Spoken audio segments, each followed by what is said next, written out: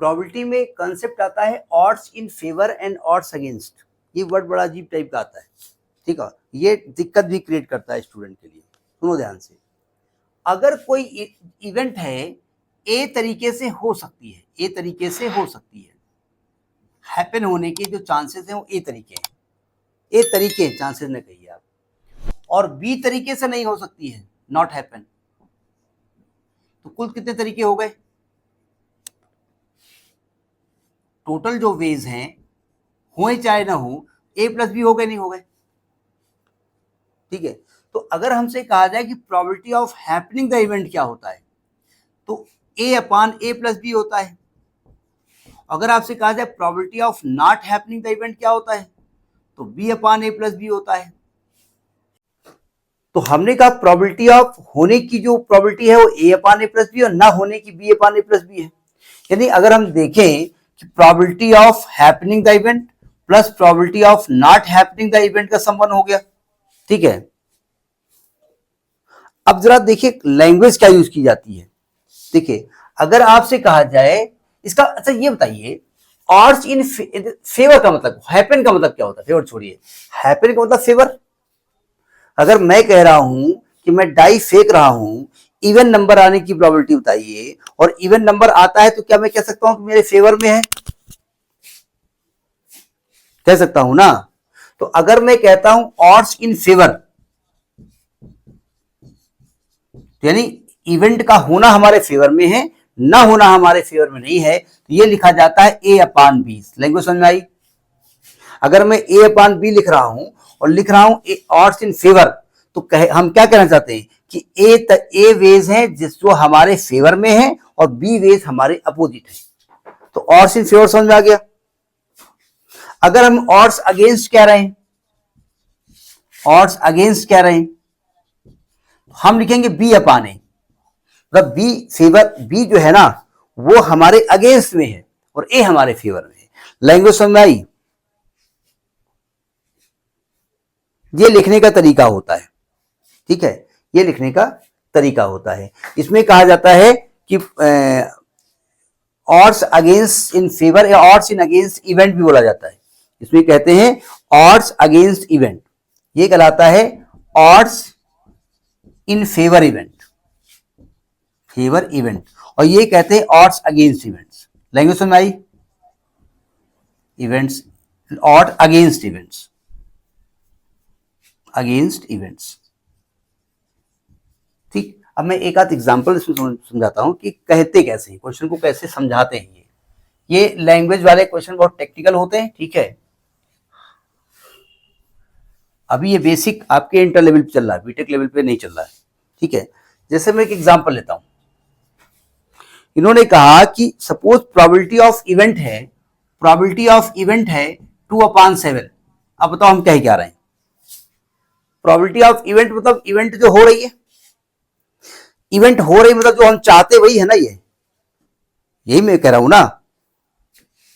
यानी कि मैं कह रहा हूं कि यानी number of event upon number of sample space, यही कह रहा हूं ना। तो यानी कि इवेंट होने के नंबर 2 है ना,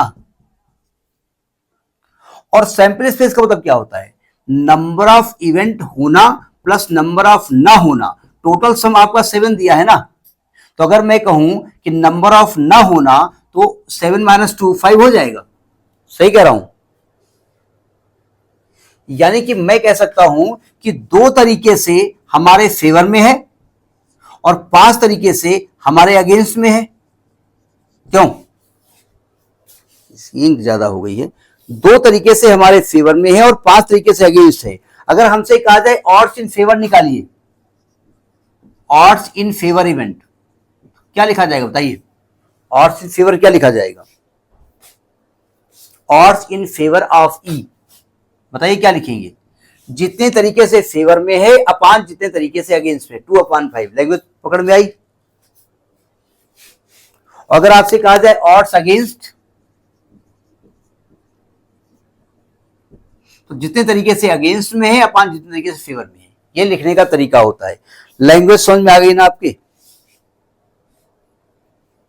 अब जैसे मैं एक और एग्जांपल लेता हूं, थोड़ा समझाने की कोशिश करता हूं। मतलब इस प्रकार के क्वेश्चंस में जो लैंग्वेज आती है ना, इसमें प्रोबेबिलिटी दी होगी तो ऑड्स इन फेवर और अगेंस्ट आपसे पूछ लेगा, इसमें ऑड्स अगेंस्ट और अगेंस्ट या फेवर दिया होगा तो प्रोबेबिलिटी पूछ लेगा। जैसे एक एग्जांपल दिया है odds against E, odds against ई,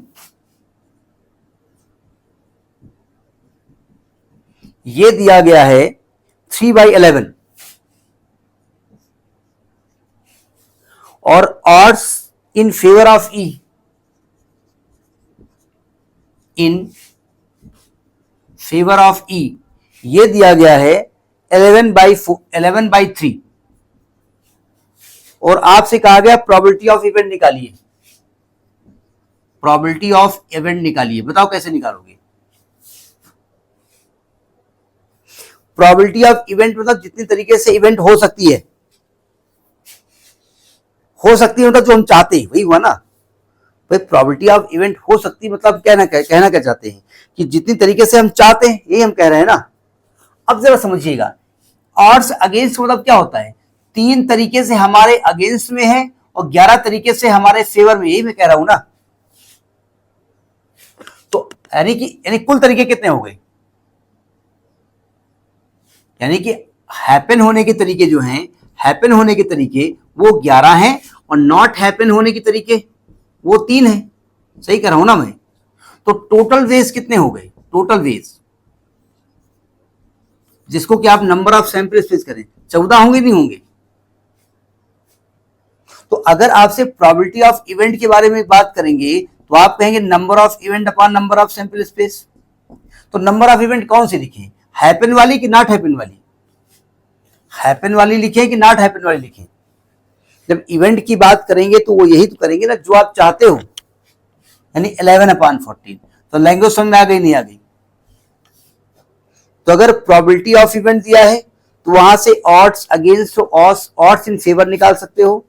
अगर ऑड्स अगेंस्ट और इन फेवर दिया है तो उस इवेंट की प्रोबेबिलिटी निकाल सकते हो।